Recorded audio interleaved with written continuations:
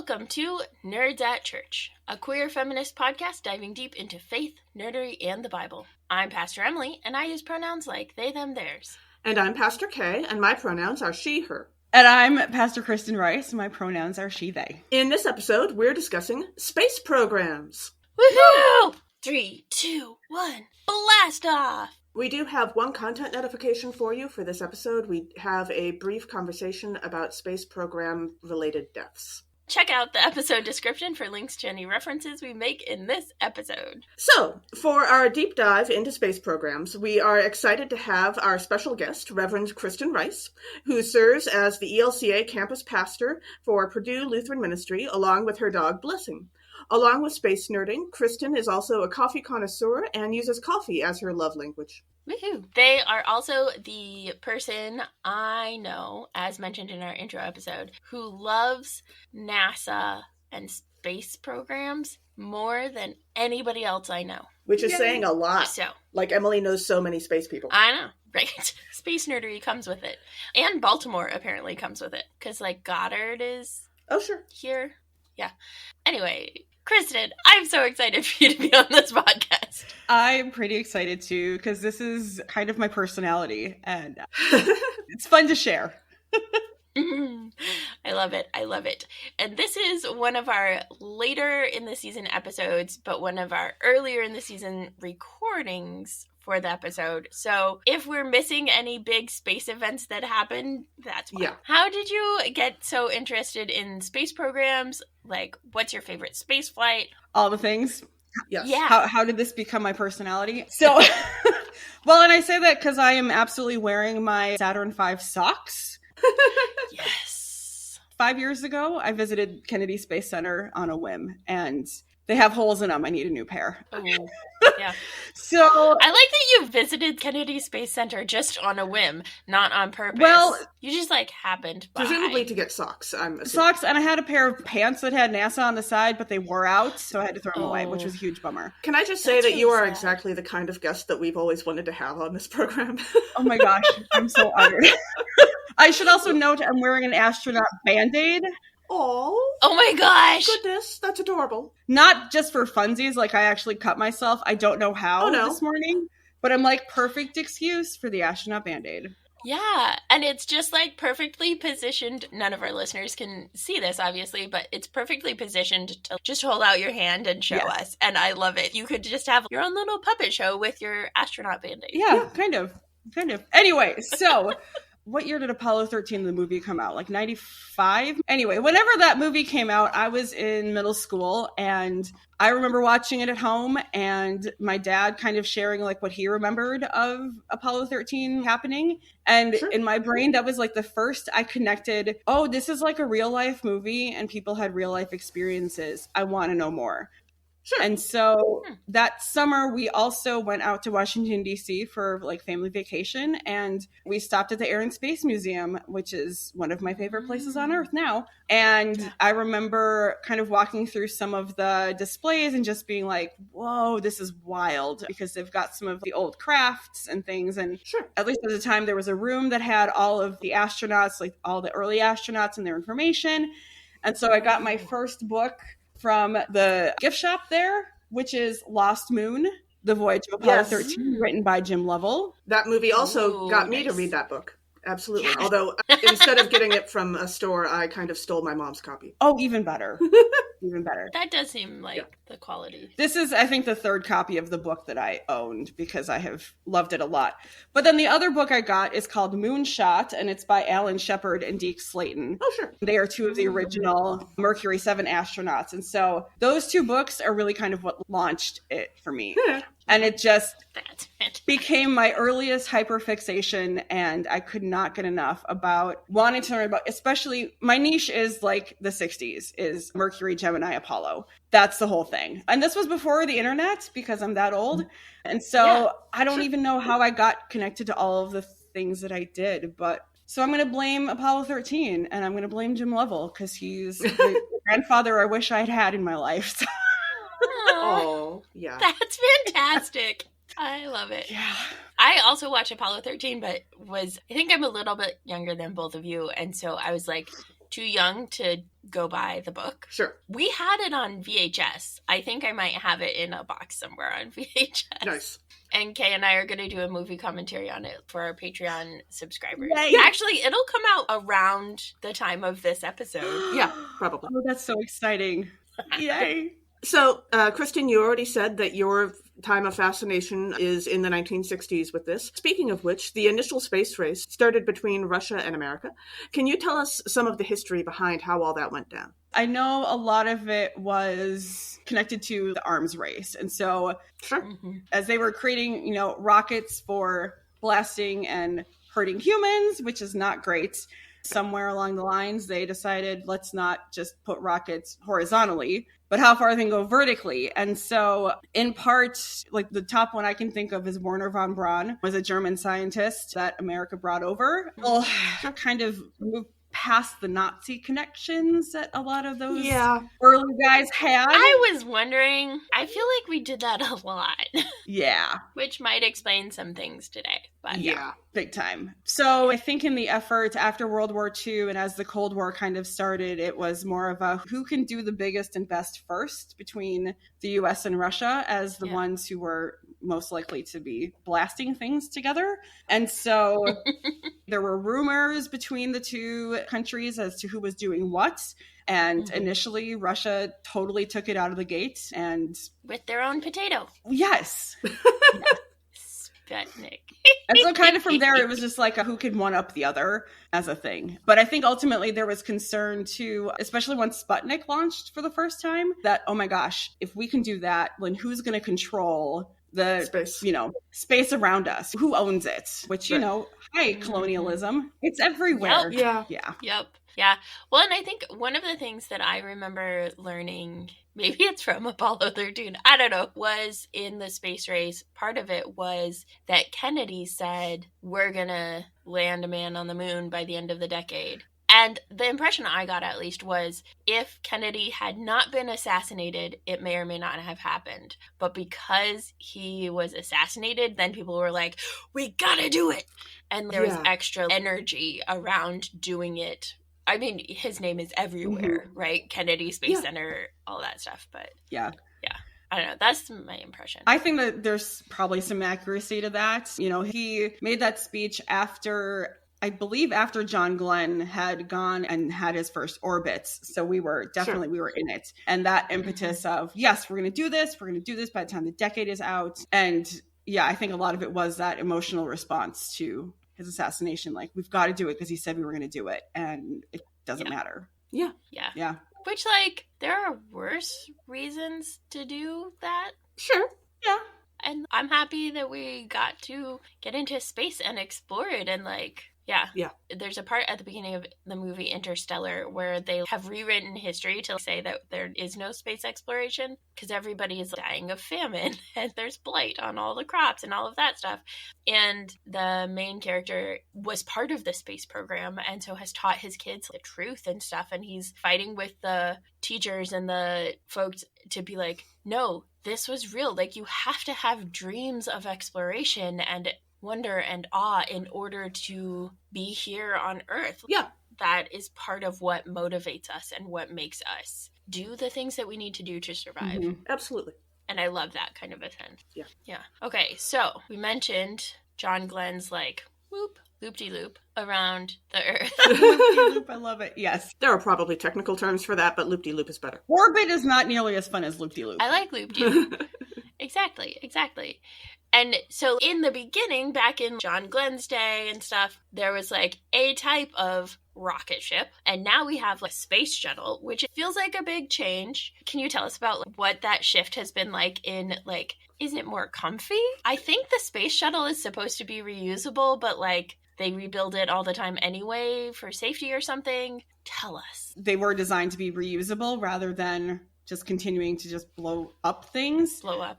And so, there would have needed to be fixing and things. They weren't rebuilding it completely. Okay. I could imagine they would take it apart and put it back together again. Yeah. Probably. Kind of like driving a car. Just to make sure everything's probably put together correct. Yeah. That's probably what I was misunderstanding. Yeah. My sense is they would have to be bigger because I think it was the Mercury ones. They were on, I think it was a Redstone rocket. So it was like considerably smaller rocket compared to the Saturn, which is what took the Apollo folks. Because, and again, I'm not an engineer, although I, minister with engineers, which we'll get to at some point. I mean, Purdue, the cradle of astronauts. I didn't know that. Oh, yeah. Is that why you're the campus pastor there? Oh my gosh, everything is coming together. We will get to it, I promise, because it's like a highlight of my life. So like the amount of fuel needed to get you to a point depends on the size of the rocket. So the tiny ones, the Redstones, were just to get into space and back. And I think so that would have been the first two Mercury ones, which were Alan Shepard and Gus Grissom. They didn't orbit. They just went up and came down. Alan Shepard was in space. More successfully than Elon Musk, right? Correct. Yes. At least the first two manned ones. Like the unmanned ones, definitely trial by error, which if you want like fun visual of that, October Sky, the movie October Sky, has a great like montage of rockets not working out. Yeah. And that's another great space movie. It's more like not so much about space, but just kind of the early Sputnik stuff. It goes with our media list. We're doing a media list this season and compiling all of the book recommendations. Yeah, I did read the book it was based on by Homer Hickam. So yeah, in that one, it was also super tiny. So like they were strapped in and it was not designed for them to be able to move at all. And their suit, basically, it looks like tinfoil that they were wearing. So it was designed for you're going to go up and come back down. And the plan is you live through it. Yeah. Exactly. Yeah. Exactly. We want you to live through it. And that's about as bare minimum as we get. Kind of like driving around in the back of the station wagon in the 80s. Like, you're fine there, you get through it. Then in the Gemini era, that was the two-man manned era. And so the spacecraft was a little bit bigger, and it was designed for being in space longer. So the Gemini program was more for like, we're kind of testing out what we need to get to the moon in the next phase. Mm-hmm. And because of that, then they were able to more freely move around because they were going to be in space for like few days. Sure. And so you have to be able being strapped in for 2 days. Right? Oh, not a good idea. Yeah. I mean, you have to be mentally tough to be an astronaut, but that's crossing the line to psychological torture that we don't really need. Yeah. Right. Yeah. Right. We're trying to decrease psychological torture does not have to go along with exploration, I don't think. Mm-hmm. Agreed. I mean, colonizers might say differently, but oh yeah. Absolutely. That's why I'm not one.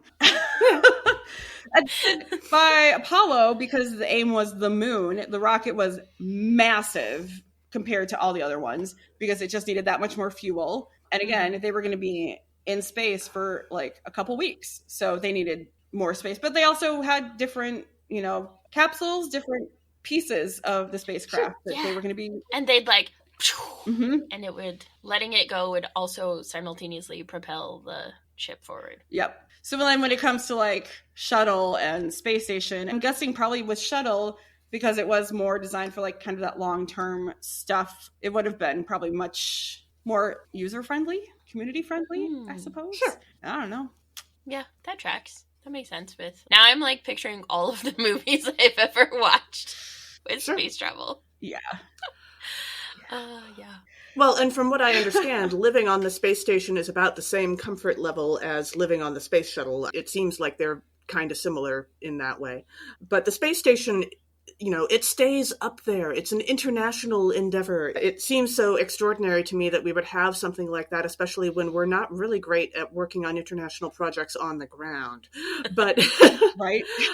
So what can you tell us about the space station? Like, just how international is it, and what is life like there? I did kind of research this a little bit because I was curious about it myself. From what I know, the creation of it was primarily US, Russia, China, and India, maybe Japan, that they all contributed actual pieces to the original conglomeration of the space station. It wasn't the first, international thing. I think Skylab was maybe international-ish in the 70s, but the first actual international flight was Apollo Soyuz. I don't speak Russian. I apologize to any of our listeners. Oh, that's what language it was. I was trying to figure out what language, and I was like, when we're talking about space, it's quite often Russian.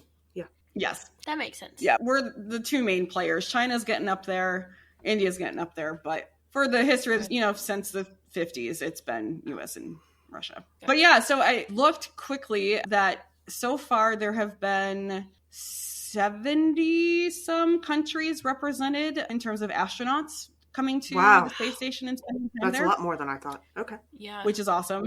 Yeah. But I think the US and Russia are the ones that launch people to get up to the space station. I don't think China or India are like connecting that way, but we do have astronauts from all over. Cool. Yeah. Speaking of Skylab, which according to Wikipedia was American, not international. Okay. But there is, depending on your perspective, a potential labor strike that happened by American astronauts who were in space on Skylab 4. And I'm curious what your thoughts are on what happened. This is not something I knew about until I saw this question that you sent ahead of time. Same. I think I came across it in a podcast or something a million years ago, and I remain fascinated. But yeah. Okay. Yeah, I briefly Googled this morning, and the NASA webpage says that's not true, that it wasn't a labor strike. Mm-hmm. But gee, I wonder why they'd say that. There were different circumstances. That's the official thing. Right. That's why I'm like, well, now I want to know more. Because according to them, at least, it was like a whole bunch of just different circumstances that like didn't turn out well, but in the process, they figured out different ways to like make conditions much better for astronauts who needed time off, even when they are in space for multiple days at a time, which, yeah, that seems like a no-brainer. Uh-huh. But how do you take time off when you don't get to leave? I don't know. Yeah, I thought it was fascinating. And the Wikipedia article that I read on it had like the lengths to which NASA went to make sure everybody was saying this was not a strike, this was not a strike. But they have 2 of the 3 astronauts on record saying this was not a strike. The 3rd astronaut is not on record saying it was not a strike, which I think is interesting. And it was a bunch of different things, right? Like they were all first-time astronauts. Sure. They had a last-minute change that increased their workload and work expectations. And at least one had either mental or physical health problems when they first got up there. I mean, claustrophobia has to be a thing, right? Gracious. Probably. I think they do some of that in training or like... But I could still see how it would surprise you getting up there. Yeah, absolutely. Yeah. Yeah, and then they had so much work they had to do that they shifted from everybody being on the communication things. Because they aren't always in communication. It's only a set period of time where they're in the right spot over the earth that they can communicate. And so instead of having everybody there, they let the other 2 people work, and they would rotate one person who was doing it, and they forgot, there are air quotes there, forgot to communicate one day. And so once that's passed, there's nothing you can do until that time comes back again. Sure. But I particularly think, and this is why I'm really glad that Kay asked this question and why I want to push back against the NASA narrative. The company line. Yeah. Is that there is something really powerful in what happened after, right? And this is where when we talk about labor and we talk about unions and we talk about striking, it does make a difference. And so after that, then NASA, they had a, like, in the church we'd say, come to Jesus. Yeah. An airing of grievances, right? Like a Festivus. Naming of the things. A Festivus for the rest of us. And NASA was like, okay, you're right. This is not sustainable. Right. And made changes to give them more rest. And then what happened? They did more. Right? Like when they were actually cared for and had time to rest, they were better able to function. And they not only got done all of the things they were supposed to get done, plus the like bonus stuff that they added on right before they left, but they did more than that. Yeah. And so it's just like all of the times where people are push back against like vacation and all of that stuff. And I'm like, even if you don't care about people's own well-being, they are better workers when they get vacation. Yeah, and that is proof positive right there. Yeah. When we were in the early stages and with the Ellen Shepard, Gus Grissom, John Glenn stage of you're in space and we think you're going to get back home, but we have not done this before. So, that's a hope thing rather than a knowing thing. I understand them not getting time off while they're in space for 1, 2, 3 days, something like that.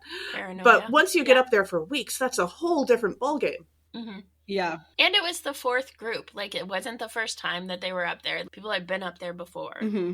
Yeah.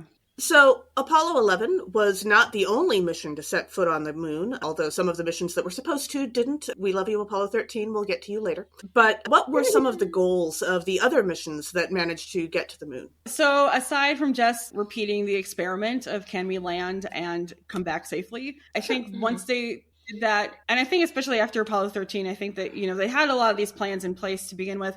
But a lot of it was looking at different topography on the moon and trying to see different geological surveys. So especially by 15, 16, and 17 for sure, part of their training on Earth was how to take core samples, which is... I should talk to my dad. He was a geologist. He knows how to do that stuff. But drilling so you get a good chunk of depth of rocks. And in fact, I think it was on 17, Harrison Schmitt was a geologist. He was the first air quote scientist that was more than just an astronaut to be on a flight. And cool. So that was a big part of what they were scheduled to do. They also were trying out different machinery things. So it was on 15 that they introduced the lunar rover, which is this fun little scooter that would go around, and they used that on 15, 16, and 17. They also were, again, testing out length of time on a different gravitational field and that kind of stuff. So I think a lot of the goal was more exploration, but I think there probably was also a sense of, we could maybe set up a lunar station, like a military base or something. Because, a lot of this really is rooted in military power and control. So if that's an unofficial goal, I think that was a big part of it. Could we have a sustainable space up here? And so here's what we'll do. Because 11 was on the surface for only a few hours, but by 17, they were on the surface for 3 or 4 days. Wow. Ooh. Which is extra impressive because with 11, they landed right at or around sunrise, right? Because it was either how do you keep somebody warm or how do you keep somebody from burning alive? And so they were like, we're going to try and keep somebody from burning alive more than trying to keep somebody warm. It takes less energy, generally. Yeah. So they landed, but they were paranoid about making sure they had plenty of time to then get off the surface of the moon before the sunset on the moon. And I just think it's fascinating because they landed right at the beginning and then weren't on for all that long. And then we're off. And then to graduate into the space where they're there for several days is a really cool growth in the program and in science and technology and knowledge and all of that stuff. Another book I will commend is called A Man on the Moon by Andrew Chaikin, Chaikin. And I like this one because I love a good appendix. And so it gives really simple data of all the Apollo missions from 7 to 17. Oh, cool. Ooh. So 11 was on the surface for 21 hours, but they walked for 2. So the craft itself was there. They were in their craft for 19 of the 20 some hours. Sure. That seems like a missed opportunity there. I agree, but I think they were they wanted to make sure. Yeah, if you don't know if someone's going to burn alive, NASA had a really good record. They still do. Let's keep it.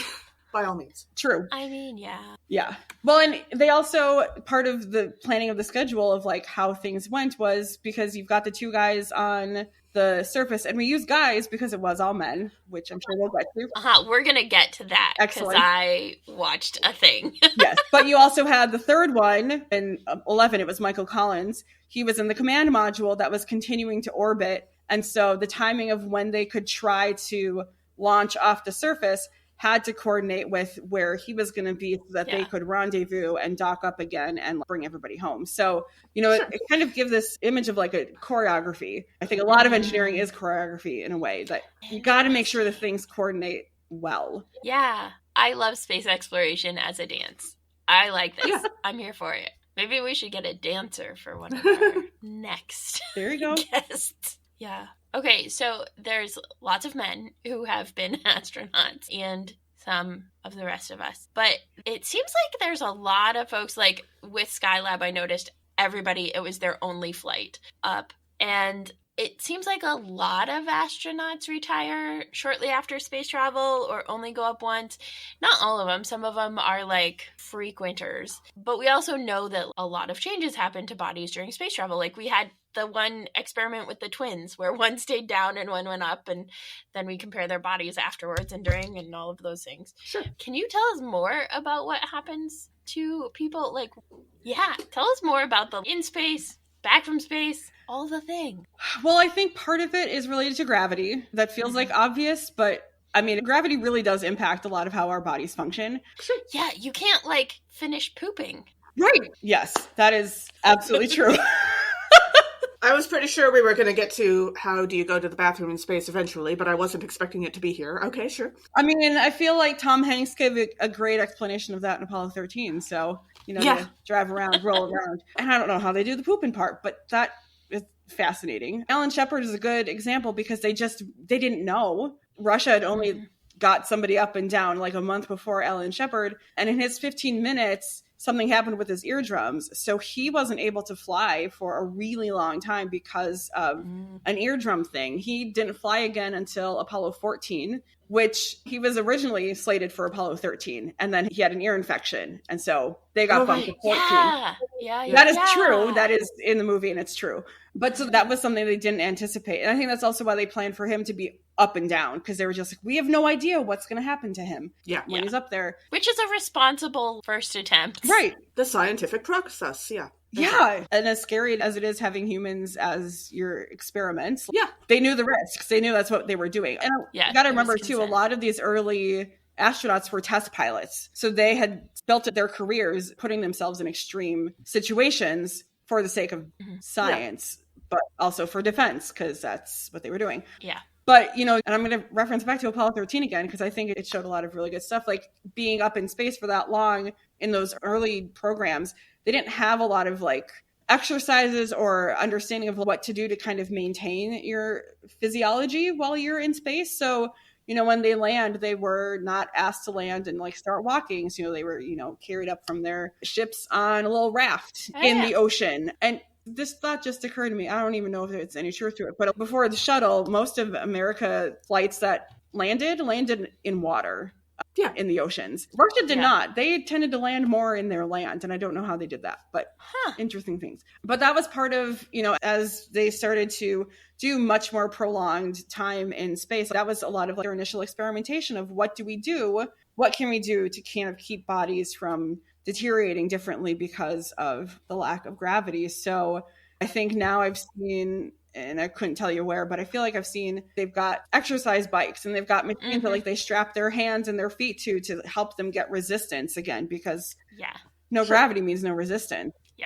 Yeah. I mean, it's a little bit like in water, there's like an easier movement that people have when they're in water, which is why like people who are older or who have joint problems can do exercises in water, but not like just with regular gravity stuff. But water provides the resistance, and so having something else that can help with the resistance is helpful. Yeah.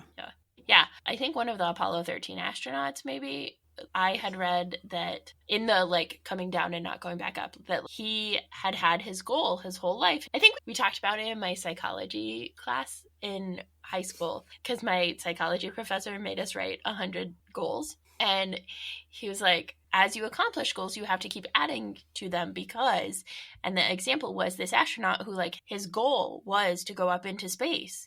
And that was such a big goal that he didn't have other goals as well. And so once he did that, then he just kind of floundered a little and was like, a lot more aimless and stuff. And I think maybe even got depressed because he didn't have the next thing to be working on, because he hadn't even thought about a next thing. Because what do you do after you go to space? You know? I feel like the answer to that in the 1980s would have been go to Disneyland, but I mean, you go to Disney World, you're not far from Kennedy Space Center, so Disney World, sure. Yeah, interesting. So NASA has famously never had anyone die in space, like once you get to space. But they have had a few tragedies, including Apollo 1, Challenger, and Columbia.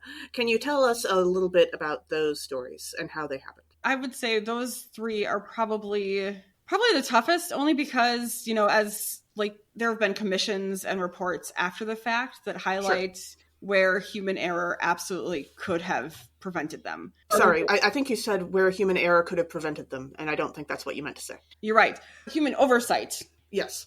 Yeah. And one of the things I was looking at today, and I don't know enough about it that maybe I probably shouldn't talk about it, but anyway, is that that's okay. You know, that there was some awareness that there were things that weren't completely up to snuff, shall we say? And it was written down, but there wasn't the right process to follow through. Yeah. So with Apollo 1, a lot of that could have been prevented. Had there maybe been some more boldness, I think that's maybe something that a lot of us struggle with anyway. Like when we see a slight wrong, we're not entirely sure, like, could I, like, what's at risk for myself? We don't have practice taking those risks or doing those courageous things. And so then when we are in a situation where it's called for, we're like, we freeze. How do I even do it? Yeah. And for those who might not be familiar with the story, because a lot of us have seen what happened with Challenger and Columbia on television, but Apollo 1, that story it was supposed to be the first Apollo mission, and the craft essentially burned on the launch pad. And Gus Grissom and I think another astronaut were killed. 3. So it was Gus Grissom, Roger Chaffee, and Ed White were the 3 that were killed. Because they were just doing a basic test of kind of all systems go before they were going to launch. And something sparked in the cabin. It was like 100% oxygen, which they've learned not to do now. Yeah. And there was something with the hatch that they couldn't open from the inside. It could only be opened from the outside. There were like a couple other things, I think, that just weren't quite right. That, you know, I don't think you could say it was any one person's fault. It was just a lot of not thinking about, oh yeah, here's all of these. How they, not actually checking all of the things. Yeah. So yeah, that one was really tough because none of us expected it. And it wasn't even the mission to go to the moon. They were just going to test the rocket. They were just going to go into Earth orbit and never made it off the ground. And that definitely changed, I think, the NASA program indefinitely. Anyway, I mean, they didn't launch again until 1968. I think Apollo 7 launched in, I want to say like maybe spring or summer. So it was like, how'd they skip from Apollo 1 to Apollo 7? The other ones in between were all unmanned. So there were, you know, a bunch of other Saturn rockets that launched that were technically Apollo, but were not manned. So the manned ones get the full names and things. Yeah. Gotcha. But it was like 18 months between the fire in January 1967 until they did another manned one. And that one, again, was just Earth orbit because we just want to make sure we can get on our bike again. Do the thing. Really. Yeah. Oof. And then Challenger and Columbia, which Challenger was the one where it was the first civilian, Krista McAuliffe. She was the teacher. Yeah. And that one, again, was just kind of circumstance that the day it launched, because that exploded on launch day, that there were pieces in the craft that were not used to cold weather. And it was unusually cold in Florida on launch day. And so they didn't realize that those maybe washers or something had shrunk. And they were made out of rubber. Oh. Yeah. Richard Feynman did a famous interview on one of the news shows explaining why this happened. And so he brought out a rubber band as he was starting to explain what was going on and dropped it in a glass of ice water and left it in there for a couple of minutes. And then once he finished explaining what had happened, he pulled out the rubber band and pulled it, and it snapped immediately because it was so cold. And that explained what had happened. Yeah. Interesting. And then with Columbia, I looked it up this morning to try and remember a little bit what happened, because I remember that one. I sometimes get, like, I didn't know about Apollo 1, but then also sometimes I get Challenger and Columbia flipped in my head. So Same. Yeah. Same. With that one, because that was in 2003, it seems like what they discovered is that when it launched, that a piece of, for lack of a better word, styrofoam or something, it came off. And they didn't think that it would cause a hole in the heat shield. They didn't think it was going to cause a major issue. And so when the shuttle came back 2 weeks later, that's when Columbia exploded as it was racing through the atmosphere, and all of the heat didn't have the right places to go. And so that one, all souls lost on that one as well. So not great for sure. But again, a lot learned, I think, in the process. Yeah. Well, and mostly we just hear about the United States and Russia and occasionally like the EU. But how many countries have equipment and or the people to do space travel on their own? I mean, a lot of nations do have their own space agencies, but they're more launching things like satellites and Sure. unhuman things, we shall say. Sure. Yeah. Yeah. So the 4 that have the capacity to send humans to space are China, US, Russia, and India, but only China is the only other agency besides Russia and US to send humans successfully to space and safely returned. Sure. Okay. But astronauts come from all over the place, it sounds like.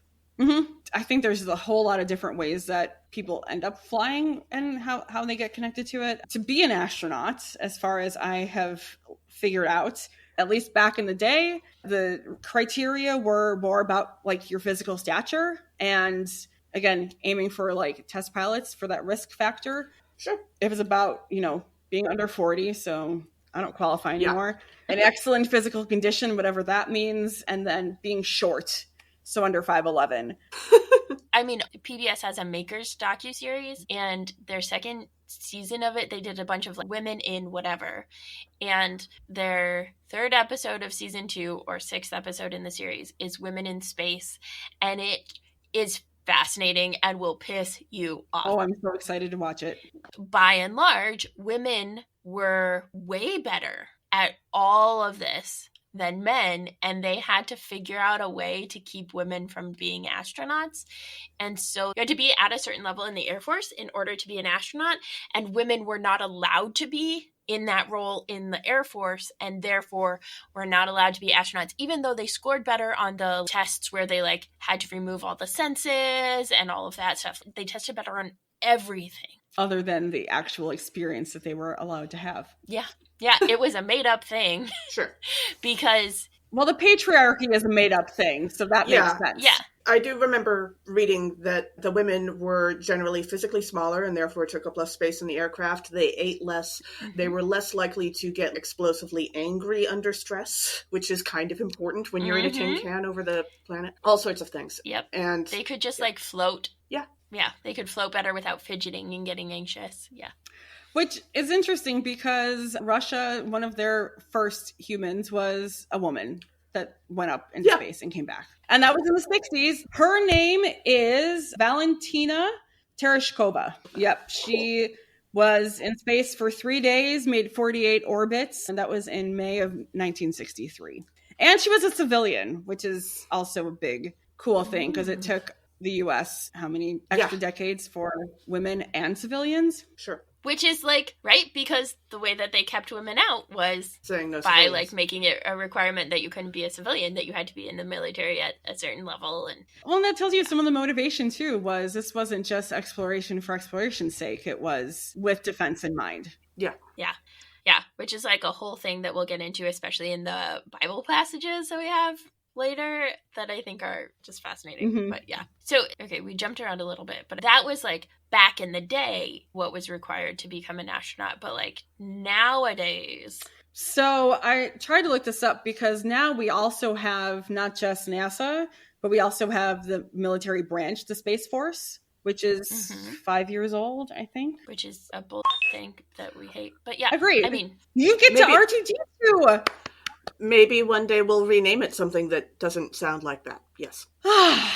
Yes. Although, honestly, if they want to keep the Star Trek logo, I can live with that. But I love that. I'm here for that. But yeah, the rest of it is baloney. Yeah. So according to NASA.gov, to be considered for an astronaut position, you must be a U.S. citizen. You must possess a master's degree, although there's some notes about that, in a STEM field. So that's fairly broad, but including engineering, biological science, physical science, computer science, or math from an accredited institution. Have at least 2 years of related professional experience obtained after your degree has been completed, or 1,000 hours of pilot and command time on a jet aircraft, and pass the NASA long duration flight astronaut physical. Which is the thing that the women could do way better than the men back in the day. Oh, yeah. This was also back in the day when we were much more commonly thinking of two genders. And so, yeah. Yeah, there you go. So that's where I'm going to nerd out on the current institution with which I serve, Purdue University, has the cradle of astronauts, because up until like only in the last few years, Purdue had produced the highest number of astronauts as an institution, including notably Neil Armstrong and Gus Grissom, two of the early, well, I think the third one, Eugene Cernan, was also a Purdue graduate, and he was on Apollo 17, last one on the moon. But there have been 27 astronauts of the 200 plus ish that graduated from Purdue. And at least on the Purdue website, it does say nearly a third of all U.S. space flights have included a Purdue grad, and 11 missions have included multiple. So they call us the cradle of astronauts for a reason, and it's delightful.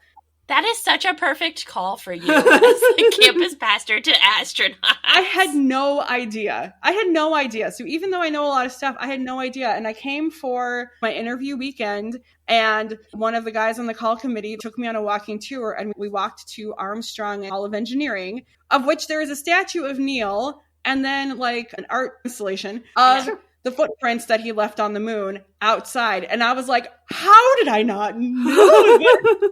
And I was like, I was feeling okay about this to begin with. And that was like, that seals the deal. I don't care. This is a sign from God. Yeah. Did you walk in his footsteps? I haven't. I think you can. I don't think it's off limits. But yeah, so Neil's got his own building named after him. I've heard, I haven't looked yet, that a lot of his documents are in one of the libraries that kind of has an archive of Neil things. And then there's also, I think, a residence hall named for Gus Grissom. And he was one of the astronauts that, he was in the Mercury program. He was the second American in space, and then also perished in Apollo 1. Yeah. But yeah, so that's kind of fun. I will say, just looking at the list, most of them were men, but that's an unfortunate STEM issue. But at least on the list that they've compiled, and I'm not sure how recent this is, but a Purdue grad set a record for female astronauts after having been on 5 different space flights. Janice Voss. We named these people. Janice Voss. Yes. All the men are named. Thank you. You're right. And then Beth Moses was the first female commercial astronaut, and also a Purdue grad. So cool. So by commercial astronaut, do we mean she was on like Elon Musk or maybe Bezos? Let's see if I would guess that means not NASA. Probably not NASA. Yeah. But hey, astronauts are astronauts. Astronauts are astronauts when they are in it for the study. And yeah, I was gonna say until they sell their soul. Yeah, they're astronauts. I have opinions, apparently. But theoretically speaking, as far as we're aware, no astronaut has actually sold their soul. Like, we're not accusing anyone of anything other than Elon Musk. So. No, because we don't actually consider Bezos or Elon Musk astronauts. No. Yeah. Astronauts is a title for a scientist, I think, at this point. Yeah. Fascinating. Okay, so the other piece, space travel and space exploration is not without controversy. And we're not going to get into all of the controversies that we could. We got into a little bit of labor disputes. But also, space travel itself takes a lot of equipment and energy. And we've seen the, basically bombs exploding in order to send rockets up in the initial stages. But also, the amount of fuel and all of that stuff. But we don't often talk about, the environmental impact of it. And I kind of got into it a little bit in the way Interstellar talks about it, which I think is really interesting, of space exploration inspires us. Yeah. But also there's this tension between environmental care and concern and space exploration. And aside from, sending several billionaires on one-way trips to space, what could help space exploration and environmental concerns work better together?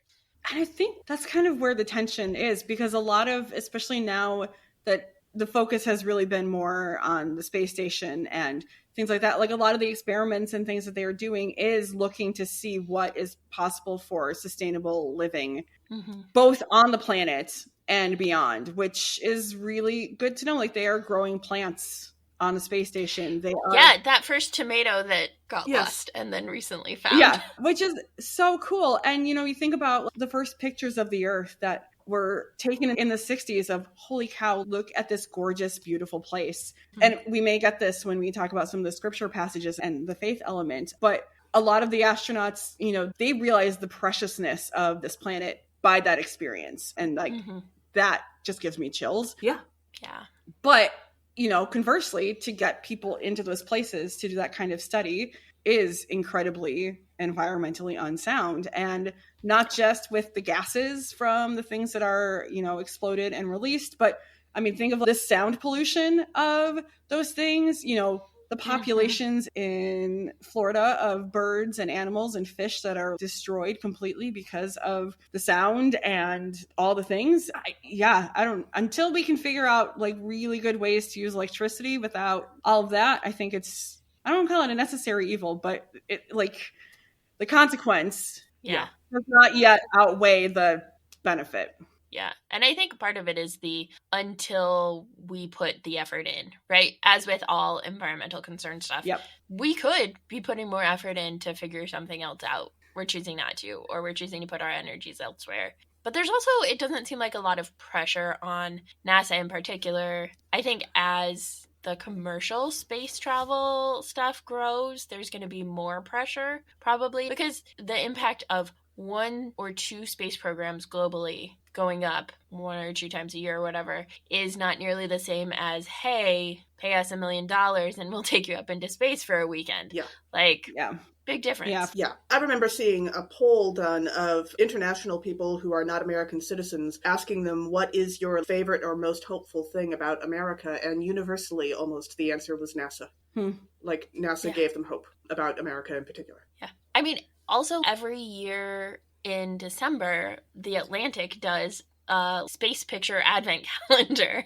And it's mostly Hubble and JWS telescopes, but the images are just so beautiful and so inspiring. And probably shouldn't say this, so this might just be on our Patreon cut, but I every year download them and convert them and make them the backgrounds on my computer, and it just rotates through images of space because I love it. Sure. Kristin, do you have some space program myths you would like to bust? And perhaps in particular, is there a documentary or something of, yes, we actually went to the moon and yes, we can prove it, that you would like to suggest? Ooh, okay. This is Mythbusters, the Space Program edition, because we had the Mythbusters Magi edition in our second episode. So now it's Mythbusters Space Program edition. Well, I think that feels like the biggest one is this conspiracy theory that we never actually landed on the moon. And so the documentary I would highly recommend is In the Shadow of the Moon. It's one that I watch at least once a year, either around Christmas time or July 20th when I celebrate my space things. Cool. And it's Ron Howard directed. So, he also did Apollo 13. But he interviewed many of the astronauts at the time who were still alive. I think it was 2012 when it came out, who were on these lunar missions, and either as command module pilots like Michael Collins or as people who landed. And they talk about it. They're like, it is really offensive when people say we never went there, because I've been there. I can tell you my experience, and we just don't like to validate other people's experience in unhealthy ways anyway. But, I think the adage of how many hundreds and thousands of people are behind the scenes of this to create such a massive conspiracy like that is insane. To make up the whole thing and spend all this money for it to not be real. Well, and I think it feels like there's a connection between the landing on the moon is a myth and the Holocaust deniers. Yeah. And both of those where there is visible photographic and film evidence plus first person accounts, and still somehow it gets dismissed. And there's a very different thing, right? One is denying a genocide, but the other is why are people, I guess part of it is what's the benefit in denying it? Convince people not to trust the government. That's probably part of it. Yeah, I guess, but it just seems, it's weird. I don't know of any other space myths that I've heard of. I guess there maybe are some that think that, astronauts are seeing aliens in space and not talking about it, but I haven't heard too much about that. Okay. Which, last season, our Ascension Day episode was on UFOs, or UAPs. And also there's something to be said for it's entirely possible that there's one or many species out there that are smarter than us. I certainly and figured out how to get here. Yeah. And there's some Susanna, who's a friend of the podcast, Susanna Porter, dives deep into some conspiracies and stuff sometimes and does the cult, all of those documentary things, but there's some stuff that she's talked about of the damage that was supposed to be done environmentally from a nuclear explosion or a nuclear, like, something that happened in Japan or something with the nuclear sites there that was supposed to be way more damaging than it ended up being. And so there's like a thing of like, maybe octopuses really are aliens. No, but that, like, what if, and it requires humans, and this is where I think space travel also is amazing, is that it requires humans to realize that we are not the center of the universe, that we are not the pinnacle of creation. And it's just like in our creation accounts, in the Genesis 1 creation account, humans are the final thing made. But in the Genesis 2 one, we're the first things made, and then everything else is made. And those give different understandings of the world and our place in it. Mm-hmm. Different cosmologies. See our first episode. But also, like, being in space, right? Seeing the tiny blue dot of Earth. Seeing the vastness of outer space. There's no way that we are the center of the universe. Yeah. Like, it just is not feasible to think that when you're in space, I think. Yeah. Yeah. So there's, I don't know, it's just fascinating. Yeah. This feels like the right time to bring up Apollo 8 anyway, because Apollo 8 was the first human mission to orbit the moon. They didn't land, they just orbited. And that was Jim Lovell and Frank Borman and Bill Anders. And so they were the first humans to see the backside of the moon, the dark side of the moon. And so for that time when they were orbiting, they were farther from Earth than any human, and they could only see everything that was behind. And the vastness of that. And just like the awareness of that was just mind blowing for these guys. And so when they came around again and saw the Earthrise, as they called it, like that's the infamous photo of this Earthrise from the moon was Frank Borman. He took that as they were coming. It was just like, this is exactly like the enormity of space and the smallness of us, but yet the privilege of us to be a part of this. Like, so many of them afterward became like different activists in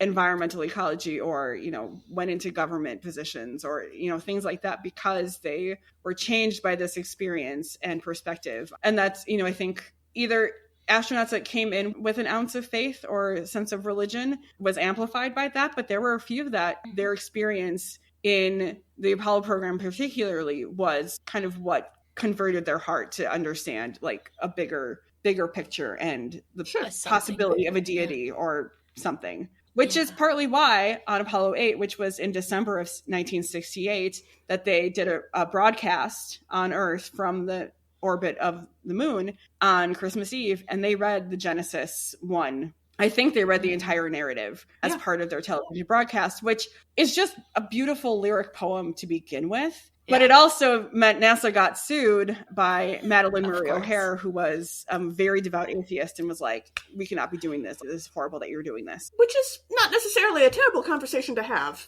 But right, also, exactly. Yeah, exactly. But they also didn't read it to like convert hearts and minds, and because they were on a mission. It was just like, this just fits. This is the language that we have for this experience. And that's the other reason I watched the documentary In the Shadow of the Moon around Christmas time, because they play that recording, and I'm just like, all the time. I don't think I've seen it. I have to check it out. Sure. It is hard to find. I think, so a couple other like just quick facts about the space program. There are, according to NASA's website, and we will link to it, 35 current space missions happening.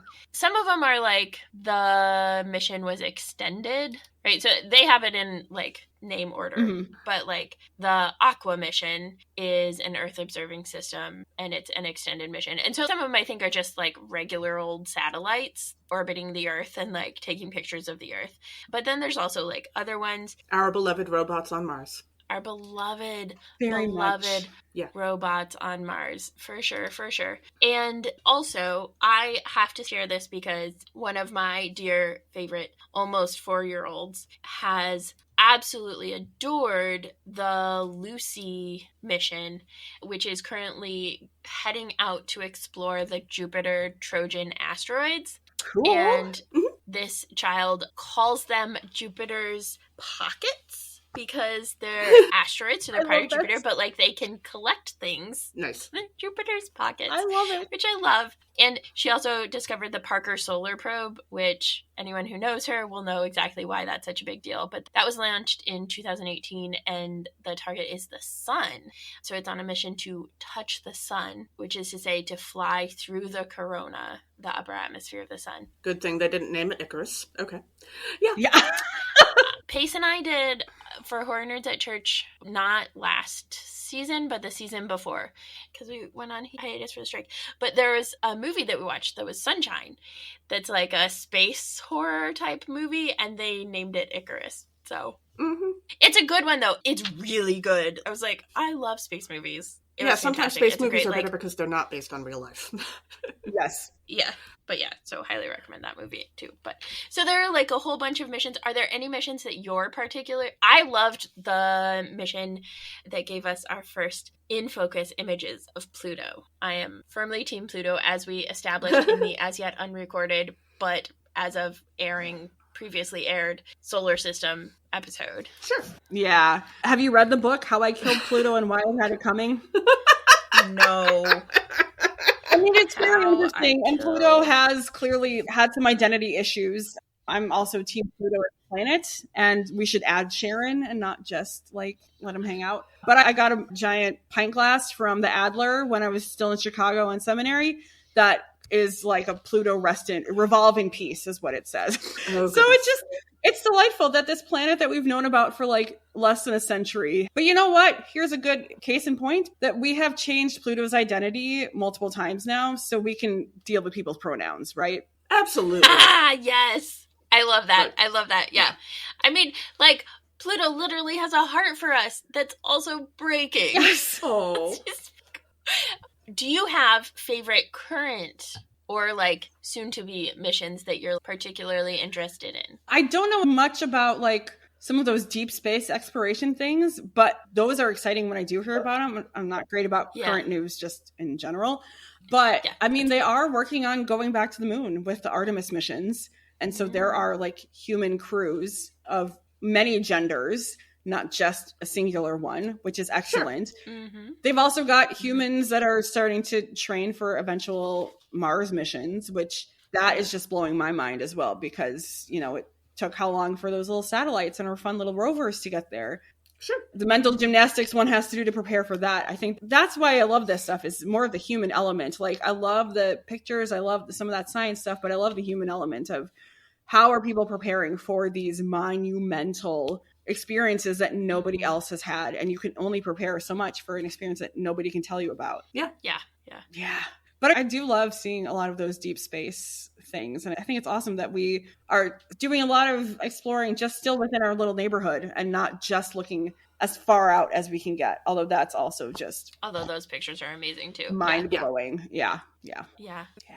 Any other space myths we need busting? Or I think the only other one that came to mind was in the 90s when we got our first photos from the surface of Mars, and there was this rock formation that looked like a face that people freaked out about, and I remember freaking out about because like whatever shadow, it looked like a sculpture, like a human sculpture that any of us would make. And it was like, this is absolute proof that there's life on Mars. And eventually we realized, oh no, it's a rock formation that we caught the angles of the shadow, and like seeing pictures of it from that different angle. It's like, oh yeah, okay, cool. But I remember that being like a big thing when the face of Mars came out. And I remember mentally comparing that to the picture that came out after 9/11 of the cross and the rubble. And like, I mean, on the one hand, it's a lovely thought. And on the other hand, yes, I-beams do cross each other. That is normal in buildings. And so. Mm-hmm. I think that speaks to our human need to find meaning in all the things around us and find purpose. And if that's not a reason for thinking of higher divinity and bigger perspective, I don't see any other reason. Like, we want to know we have a purpose. Mm-hmm. Yeah. It's the ultimate concern, right? Mm-hmm. The thing that is greater than any one of us. We actually are just released on YouTube our episode on idolatry, interfaith relationships, and the ultimate concern. Ooh. And talk about that in that episode. So we'll have to link to that as well. So, favorite movie / show about space program or involving space programs or anything of that ilk. Oh, obvious Apollo 13, since that is the thing that started it all. In the Shadow of the Moon, which I've mentioned. I think it's also partly why I like Doctor Who. I mean, space and time and a TARDIS and all that jazz. I really like the movie First Man. That's Ryan Gosling, Neil Armstrong kind of biopic of sorts. I think it's definitely more about the human than about the space stuff, but you get some of the space stuff too, which is kind of cool. Those are the ones off the top of my head. What about you guys? Yeah. I think in terms of movies, I have to go with Apollo 13. It's such a classic. Honestly, for real life space programs, I tend to read books rather than watching TVs or movies. So for that, I would say Lost Moon by Jim Lovell or October Sky are both very readable and also super fascinating. Yep. Yeah. I also loved Apollo 13, as we have well established. Also, the PBS Makers docuseries is fantastic. And like that episode on women in space, I thinking about it, I was like, I should go back and like rewatch it. It's just like so clear. And I think all of their episodes were, not just the one for women in space, but like women in all of the different things. Yeah. Clear about the ways that patriarchy impacts all of that. Also, fun fact, did you know that when Sally Ride was first going up into space? Oh, yes. There were some engineers. There's a fantastic song that we will link to. There were some engineers who were like, oh no, we don't know what to do. And so we're like, okay, we have to make sure she is like well supplied if she gets her period. Not that they asked her anything about what she needs or, you know. If it would even be a concern, Yeah. So they like came up to her with a bag of 100 tampons tied together by the string. So like taken out of the pack, tied together with the strings for her week in outer space. Oh. 100 tampons. I didn't know they were tied together. That. Yeah, there's a song. We will link to it. It's fantastic. We have linked to it before. We will link to it again. Yeah. How many engineers does it take to tie together 100 tampons? I don't want to know. Do not answer that question under any circumstances. And like the honest truth is, she probably A, knew if she was likely to get her period or not, and B, had what she needed just in case something went weird and she got her period even if she wasn't expecting it. She was probably already properly supplied. Yeah. Only thought I have to give them like an ounce of grace is that they needed to have the weight measurement of like what the weight of tampons would be. But again, that part is fair. It would have been necessary if they had talked to her. Yeah. And also, didn't they have access to, like, how many doctors does NASA employ? Like, actual doctors, like medical doctors. Like, they have lots, right? So if they didn't want to talk to her because they thought it might make her freak out, they could have talked to literally any doctor. Yeah. Which I will segue. The other one I forgot to add is Hidden Figures. Oh, yes. Yes. A necessary movie and book. Mm-hmm. Yes. We will have done a movie commentary on that the month before Apollo 13. Yay! So that is the plan. You guys are knocking it out of the park. We are like hitting this fourth season. The one we're doing for this month is Moana because of the... Yeah, we're doing Moana. Yeah. I am Moana. That's my favorite of all Disney movies forever and ever. Aww. Well, it just sounds like you need to be a Patreon supporter. I'm thinking screw my car payments. I'm Nerd the Churching. Oh, it's not nearly that expensive. It's way cheaper than your car payments. Yeah. So all of this is fantastic, and I could like keep nerding out about this for a very long time. But we also have the Bible as like a faith-based podcast, right? Nerds at Church. Well, I was trying to like Google, and I was like, what does the Bible? What are biblical verses that connect to some version of like space travel, space exploration, space programs? And it was really interesting to me because the first two that we have to talk about both have this sense of like humanity in the highest heights in that sort of a sense as like this haughtiness. And so the first one is from Psalm 115 verses 14 through 18. In particular, verse 16 reads, "The heavens are the becoming one's heavens, but the earth God has given to human beings." And it's one of the ones that's used as an argument against space travel by like whatever Christians think space travel is bad. But it gives this sense of like exploration versus domination kind of stuff, right? Like where nowadays at least we think of NASA and we think of exploration, even though the history and the like origins of NASA were not exploration. They were definitely about domination versus like the Space Force, Bezos, Musk thing, which is about domination. I just think that that's interesting because if we're taking it like super literally, then we could say like, yeah, no space exploration at all. But even that feels reductive for a psalm in particular that is like extolling God's praise and like telling people to not be like too cocky about things. Also, it just kind of sounds accurate in terms of we can explore Earth with a certain amount of expected safety, but like none of that safety is there in terms of exploring space. So we should think of it as this is not our place. We have to think of it as this is not our natural habitat because that will keep us alive. Well, and is there maybe part of the cosmology of, you know, we can't see the face of God, so we need to stay in our arena because if we get too close to God, then we are violating God, sort of thing? Yeah. I mean, especially like if we get too close to the sun, that definitely like, yeah. If you die in space, you die in real life. Yes. Yeah. Also, you said the face of God, and my immediate like finishing of your thing was not the face of God; it was the face of Bo. Yes, from Doctor Who. I was like, I mean, I have seen the face of Bo. Yep, his name is Jack. Yeah. The other one that kind of gets at this is Obadiah, which is a 1-chapter book of the Bible.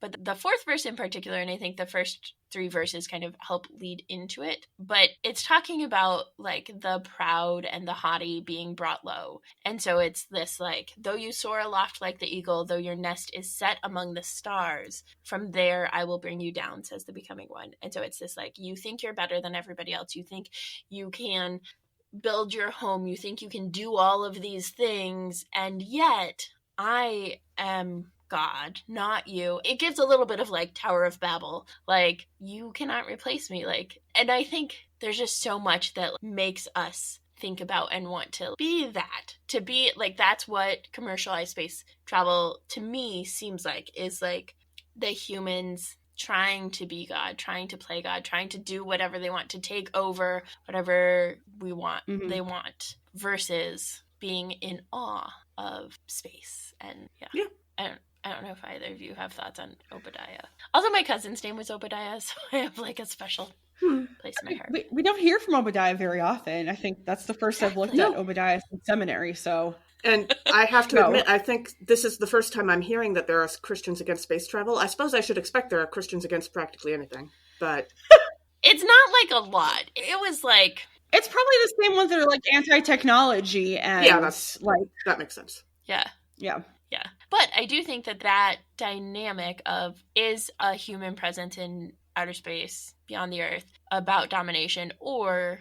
And this is where we keep coming back to Genesis 1 throughout this season. And I love it. And I like that we are like revisiting it, because it does have the, like, because it's so poetic in particular, it has this like awe and mystery that just lends itself so well to the awe and mystery of space exploration and space programs. And like, when you were talking about the like Earthrise and the broadcast on Christmas, I was like, yeah. Welcome to my life. Exactly. Yeah, it made me a little verklempt, if you will. It's a good word. My secret goal in life. Well, I think the thing I personally love about that version of the creation story is that it isn't just like these broad sweeping things were created, like, because it's verse 4 that it's almost like the stars are like an afterthought in creation. It's the greater light, the lesser light, and stars. Oh yeah, and stars. Like, oh God, God thought of everything. Yeah, I think that's verse 16. Yeah. God made the 2 great lights. Yes. Yeah. And I love that too. I love that space of like, there's more.